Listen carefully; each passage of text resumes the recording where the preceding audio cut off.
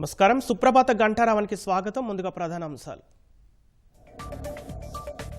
గోదావరి బనకచర్ల అనుసంధానానికి ప్రభుత్వ శ్రీకారం. 3 నెలల్లో టెండర్లు పిలుస్తామని సీఎం ప్రకటన.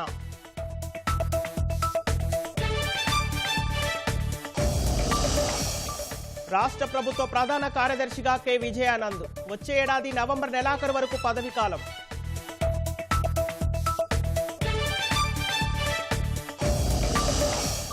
తెలుగు భాషాభివృద్ధికి మహాసభలో 18 తీర్మానాలకు ఆమోదం.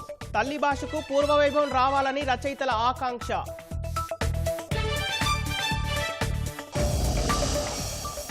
నేడు శ్రీహరికోట నుంచి పిఎస్ఎల్వి C-60 ప్రయోగం. స్పెడెక్స్ ఉపగ్రహాలను కక్షలోకి పంపనున్న ఇస్రో.